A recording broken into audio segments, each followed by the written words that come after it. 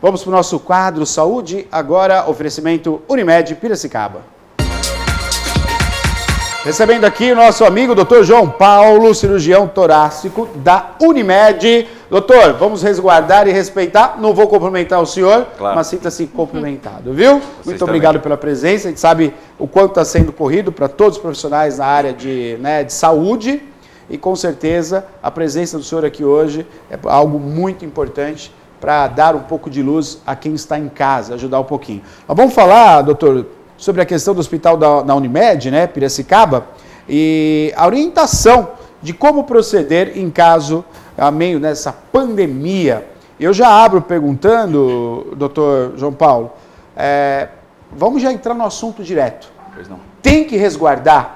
Tá tendo eu sei que a economia está apertada, teve manifestação nas ruas, tem empresário que fala que sim, está desesperado, a gente vê que está desesperado, tem contas, tem equipe para pagar.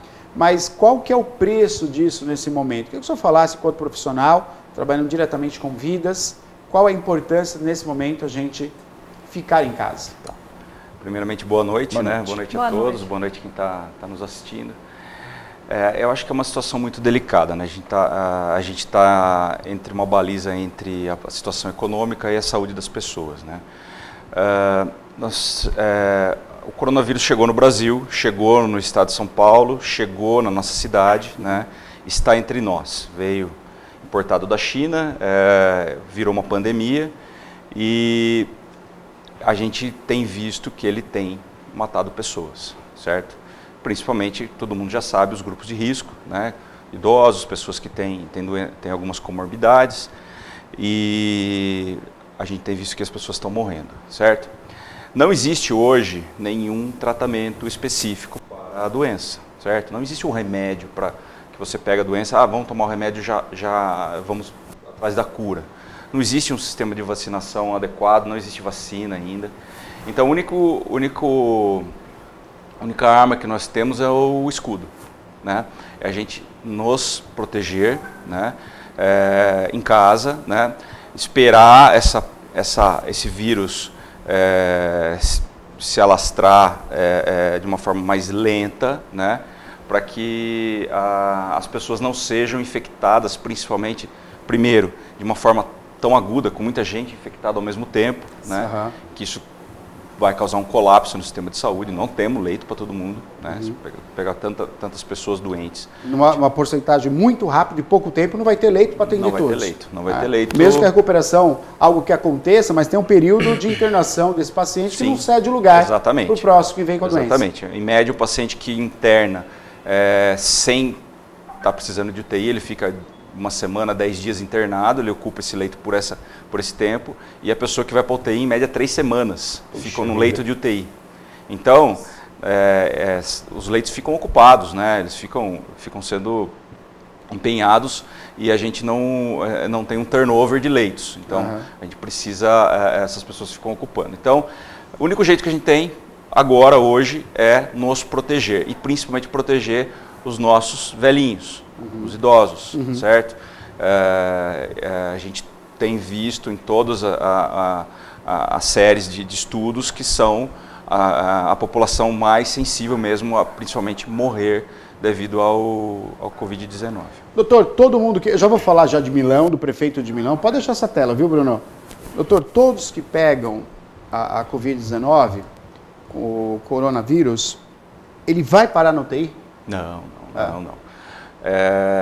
A maioria, as pessoas têm infecções brandas, muito brandas, ou até assintomáticas. Então, chega a 80%, 90% dos casos... Eu nem percebo que eu tô. Às vezes nem percebe. Né? Mas eu sou um portador, um elemento de risco para o idoso. Exatamente, você pode transmitir a doença. Você pode estar assintomático, mas o vírus está se replicando dentro de você, mas seu sistema imunológico está dando conta, mas você pode, lógico, uma carga viral um pouco mais baixa, mas você pode transmitir para as pessoas. É um vírus que tem visto que ele tem uma durabilidade muito grande nos materiais, né? Então ele fica no ambiente, né? Se você espirra ou tosse e cai sobre uma superfície, ele pode ficar acessível por um bom tempo, então as pessoas passam a mão, põem a mão na boca, acabam adquirindo o vírus. Então, mas a minoria vai para UTI ou precisa de internação. Porém, como a gente fala de pandemia, estamos falando de tanta gente infectada, essa minoria em termos absolutos, não relativos, em termos absolutos, acaba inchando o sistema de saúde e podendo causar o colapso. Doutor, nós tivemos aí a questão do prefeito de Milão. Pode abrir para nós, Bruno? Isso, o prefeito de Milão. Está em destaque aí na tela, né? A matéria do Globo. O prefeito, na época, ele lançou aí uma campanha do qual a gente está vendo também no Brasil acontecer com alguns políticos. Milão não para, né? A campanha era. Quando a campanha começou, a região tinha 250 pessoas ali em Milão. 250 pessoas infectadas, 12 mortes e hoje 37.298 mortes, né? De 5.420 que aconteceu ali em todo o país. E ele hoje foi a público pedindo desculpa, o prefeito de Milão. Olha, me perdoa, estava errado. Eu fiz parte dessa campanha, dizendo Milão não para nunca, as portas não fecham, a gente vai continuar em atividade. A atitude dele, a primeira atitude de realmente não parar a cidade, isso contribuiu com que o vírus se multiplicasse, doutor? Com certeza, né? Ele deixando as pessoas circulando livremente pela cidade, ainda mais Milão, que é uma cidade muito turística, que tem metrópole, né? Que tem um intercâmbio cultural, um intercâmbio de turismo, né, muito grande, você acaba expondo essas pessoas ao vírus. Milão é uma metrópole, com certeza, eu não sei ao certo, mas com certeza tem mais de 1 milhão de pessoas, né, provavelmente perto disso. Se você for olhar, são poucos, 37 mil perto de 1 milhão, de 800 mil pessoas, mas o sistema, ninguém está preparado para 37 mil pessoas ficar doente ao mesmo tempo. Claro. E isso daí foi, acho que próximo de um mês atrás, né? Próximo de um mês atrás, mais ou menos isso. Em um mês, o jogo virou completamente na Itália, né? Então hoje, eu estava consultando, hoje eles fecharam o dia com 919 mortes. Exato. Né? 919 óbitos na cidade. Então cada dia está aumentando mais. E quando a gente olha as estatísticas, acha que vai começar a dar uma desafogada na Itália, ainda tem gente morrendo. Por quê? Como eu falei, essas pessoas às vezes estão há 3 semanas já na UTI, né? Elas já estão num período de complicação, então isso daí demora um pouco para se estabilizar. Então um mês, às vezes é pouco, né? Foi pedido para a gente ficar 15 dias em casa, né? 15 dias em casa para ver o que vai acontecer, né? Correto. Pode ser que precise ficar mais tempo, né?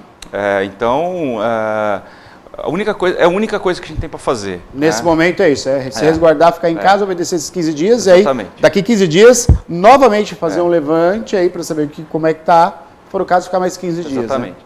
Porque se a gente sair para a rua agora, voltar a trabalhar normalmente, né, como a maioria dos empresários querem, a gente entende isso daí, né? As pessoas precisam do trabalho, precisam do salário, tem medo de perder emprego, mas vai fazer esse vírus circular, E nós moramos num país com pessoas pobres, que moram em casas pequenas, que o vô e a avó moram juntos. Muitas pessoas juntas, então você vai levar o vírus lá para dentro, você vai infectar o vô e a avó, não tem como se deixar ele isolado, entendeu?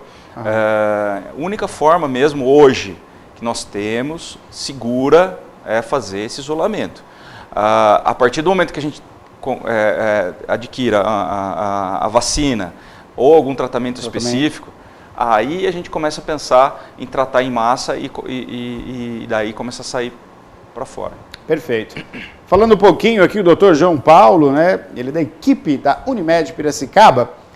E quais são os fluxos, né, e os processos adotados pelo Hospital Unimed no caso de pacientes com suspeita de coronavírus, doutor? Tá.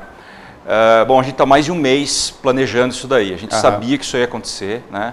Então, a nossa equipe lá do Hospital da Unimed, a gente está há mais de um mês, acho que mais de 40 dias, criando fluxos, né? Porque quando a gente fala em doença altamente contagiosa, uma epidemia, a gente tem que primeiro pensar na segurança de todos, né? Então, quando essa pessoa chega no hospital com um quadro gripal agudo, que pode ser coronavírus, Covid-19, a gente precisa primeiro proteger ele e os outros, né, para não infectar. Então a gente criou um fluxo no qual a gente separou totalmente o atendimento do paciente com síndrome gripal aguda daquele que não tem esse problema, certo? A Unimed já reservou uma UTI só para isso, né? Tem um bloco de internação só para isso, que está isolado só para isso, e um setor de triagem só para isso, né? Então essa pessoa ela chega, primeiro ela é triada como uma síndrome gripal ou não. Se ela for triada como síndrome gripal, ela vai passar por uma avaliação médica, e nessa avaliação médica a gente vai classificá-la como uma síndrome gripal grave ou não grave. A não grave, essas pessoas vão ser orientadas, com orientação de isolamento, com orientação de cuidados específicos, sintomáticos, e esses pacientes vão ser candidatos a um telemonitoramento. Então, mesmo quando ele vai embora para casa, a Unimed vai entrar em contato com ele para saber como que está o estado de saúde dele. Perfeito. Certo? Essas pessoas a gente não colhe o exame, certo? As pessoas que são classificadas como doença mais grave, que precisam de uma internação, não estou falando de internação de UTI, às vezes internação em enfermaria, aí sim essa pessoa ela é colocada para dentro desse bloco isolado, né? E a gente trata de colher os exames e às vezes até uma terapia específica com as medicações que a gente está autorizado a usar já. Perfeito. E doutor João Paulo, quais são aí os exames específicos, assim que a pessoa chega, né, com esses sintomas de gripe aguda, como o senhor acabou de explicar, quais são os exames que ela é encaminhada para fazer imediatamente? Tá. Se a gente acha que a pessoa está tendo alguma complicação, né, alguma complicação ou do Covid, ou às vezes ela está evoluindo por uma pneumonia e tal, a gente precisa,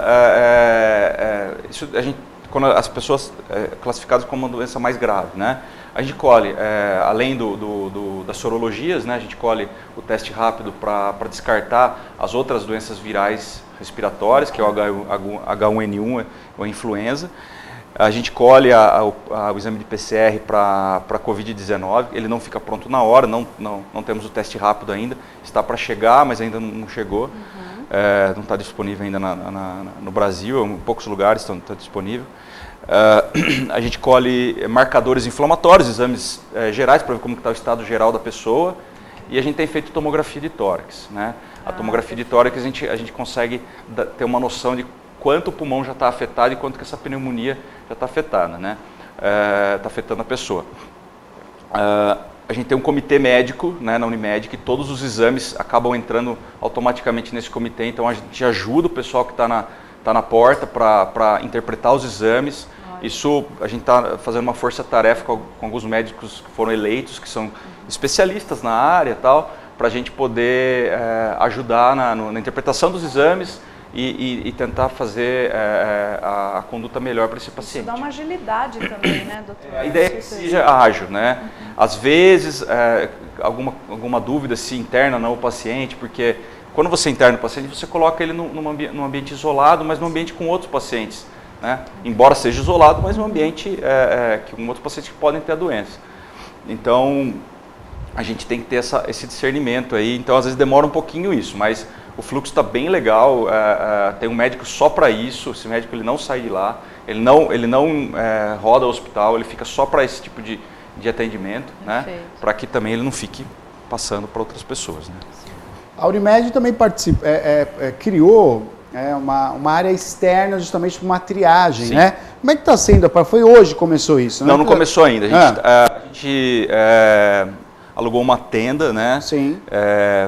Para que essa triagem seja feita fora do hospital e tenta agilizar um pouco mais a vida do cliente, né? Perfeito. Então, essa tenda já está montada, a gente está só acertando alguns detalhes para ficar mais confortável para o cliente, mas enquanto isso está rodando normal dentro do hospital. Correto. Seria só para tentar tirar mais esse fator da pessoa ter que entrar no hospital. Porque algumas pessoas vão ser triadas na tenda, e se ela não tiver indicação de internação, ela vai ser orientada de lá mesmo, né? Ela vai para casa, vai ser telemonitorada da mesma forma, mas ela não precisa entrar no hospital, entendeu?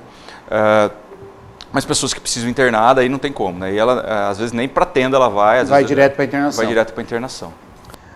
Doutor, uma dúvida que ficou assim, aproveitando para tirar essa dúvida, após, né, contrair o vírus, após ser feito o tratamento, fica algum tipo de sequela? Existe isso ou não? É 100%? E a pessoa que pegou uma vez, ela pode pegar de novo? Tá. Isso está muito novo ainda, né? É um vírus que foi descoberto menos de 6 meses atrás, né? A gente não tem muito dado em relação à epidemiologia e em relação a longo prazo pós a infecção. O que a gente sabe é que tem outros vírus, corona, que já circularam entre nós, né?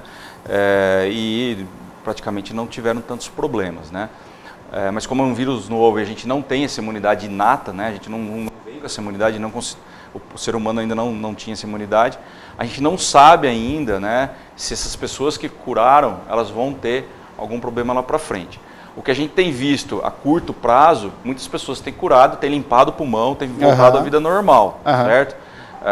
Porém, muitas pessoas acabam tendo sequelas, às vezes nem devido ao corona, porque a pessoa fica muito tempo na UTI, ela acaba adquirindo outros problemas de internação crônica na UTI, então acaba tendo sequela de outra coisa, né? Em relação à reinfecção, tem alguns casos descritos na China, na Itália, que parece que a pessoa pegou de novo a doença. Isso é meio novo para uma viral, né? A gente não vê muito disso, né? Normalmente quem pega a gripe, aquele vírus, ela acaba ficando imune. Imune, né? Mas tem alguns casos descritos, mas é raro, né? Isso não está muito sedimentado ainda, não. Estamos ao vivo aqui, o Dr. João Paulo faz parte da equipe da Unimed, estamos falando sobre esse vírus, né? Falando também sobre toda a estrutura que a Unimed está disponibilizando, se reestruturando ali, justamente para tratar essa pandemia. Se você quiser participar conosco, 2534-1234, 99141-1048.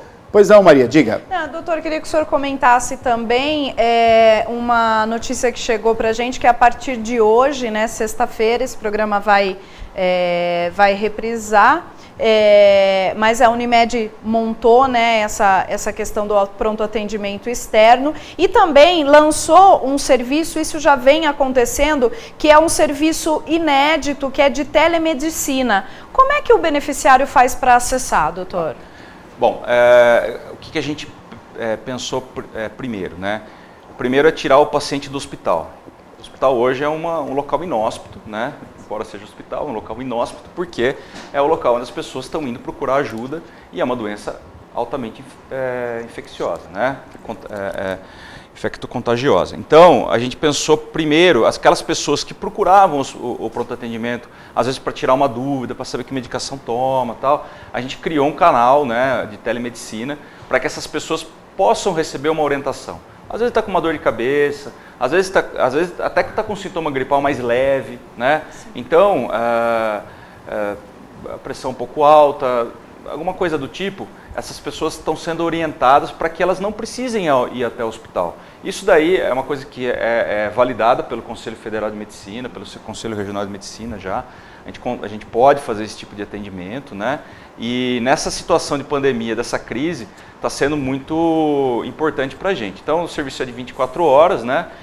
Ele pode ser acessado por telefone, pelo site, né?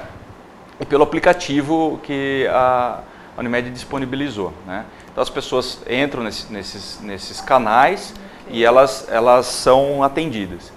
Lógico, é um telefone que ela não vai falar com uma máquina, ela vai falar com uma pessoa. É bom, né? Deixar isso bem. Então ela vai ser orientada por uma pessoa. Então, legal. Às vezes, eu já fiz alguns testes, já liguei algumas vezes para ver se está funcionando. Às vezes demora um pouquinho, 3 minutos, às vezes atende na hora, mas depende da demanda do dia. Sim. É como se fosse uma fila de pronto atendimento, entendeu? Claro. Então, tenham paciência, funciona direitinho, né? É que às vezes pode ser que demore um pouquinho para atender. Então vale a pena. Para tirar uma dúvida, para não ter que ir até o hospital, né? Vale a pena às vezes esperar um pouquinho para ser atendido, entendeu? É grátis, é um 0800, então não tem custo a ligação. E tem o aplicativo também, que o aplicativo também ele dá alguns passos para você seguir e ter algumas informações a respeito disso. E olha, para você que está assistindo o programa Piracicaba agora, tem o QR Code aqui na tela. Isso. É só você chegar com a câmera do seu celular e você já abre direto aí, vai direto para o site para você acessar. Tudo isso, gente, é com uma função só, para a informação chegar e para ter essa filtragem. Isso é de extrema importância, porque o que a gente viu, aliás, né, doutor, você pode falar um pouquinho sobre isso? Nós tivemos 2 parâmetros. O primeiro parâmetro foi a China, onde tudo surgiu.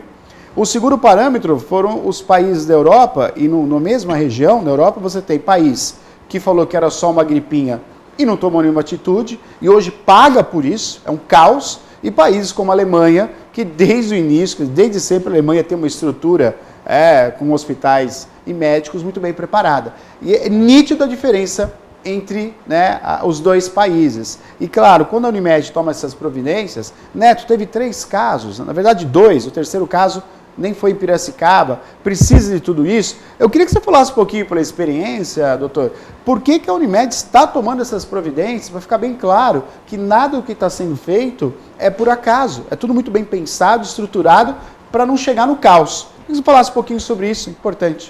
Todas essas decisões que a gente acaba tomando, são decisões que são decididas num colegiado de médicos, né? Médicos, e a gente tem um grupo muito importante de enfermagem que cuida disso e nos ajuda nesse fluxo. A gente tem então, tudo que a gente pensa é para tentar ser mais assertivo no diagnóstico, mais seguro para o paciente e deixar o hospital mais seguro para os outros que precisem, né? Vai continuar a gente infartando, vai continuar a gente tendo algum problema clínico, uma pressão alta descontrolada, diabetes descontrolado. Um acidente, né? Um acidente, menos agora que o pessoal está saindo menos na rua, mas pode ser que aconteça, né?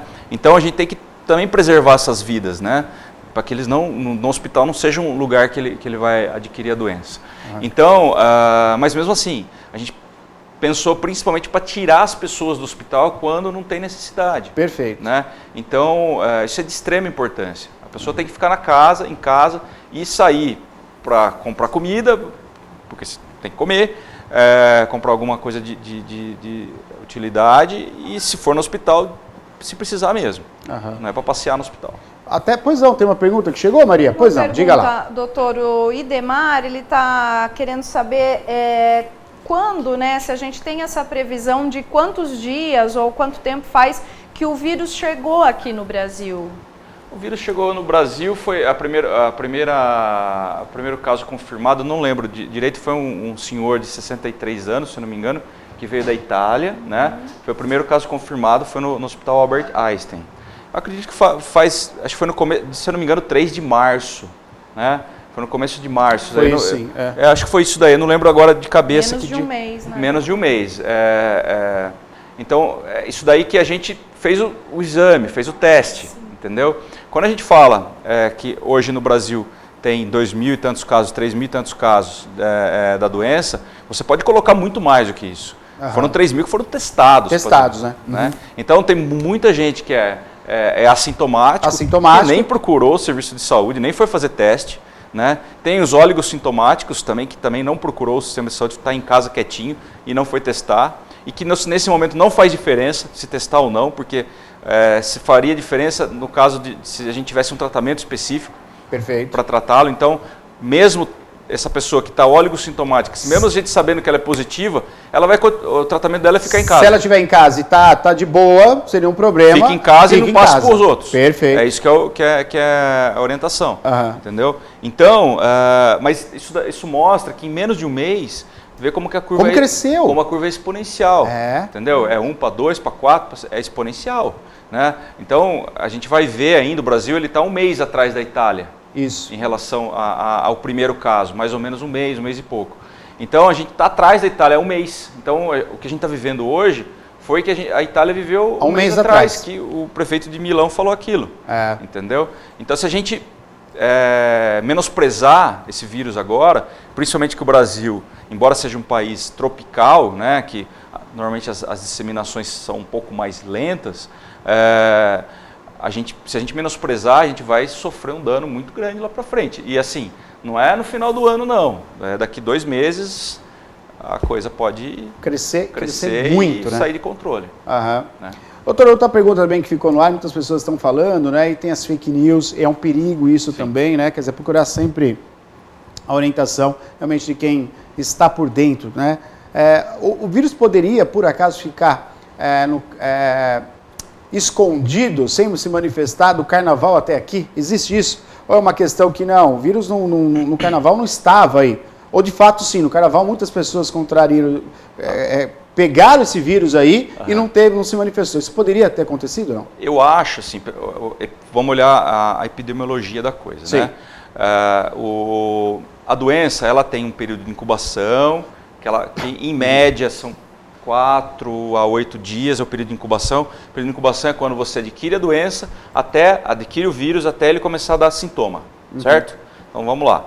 Depois disso, tem quando inicia os sintomas, até os sintomas acabarem, que a gente fala que a pessoa curou. Perfeito. Normalmente isso dá, em média, 14 dias. Né?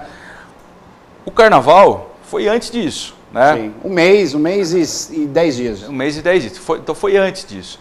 E agora quando a gente fala, vamos pensar também em termos populacionais.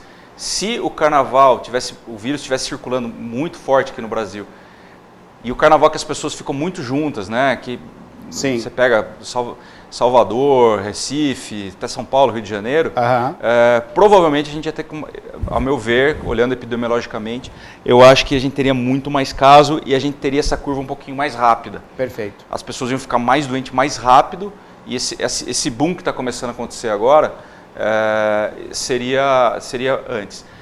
Outra coisa que corrobora com isso que eu estou te falando é que os primeiros casos que a gente detectou no Brasil foram casos pessoas que viajaram para o exterior.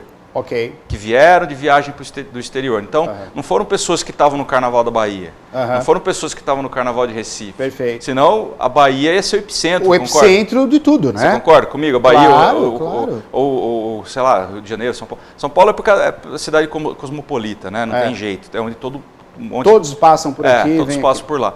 Mas, se fosse isso, essas cidades seriam o epicentro da doença. Não é o caso, né?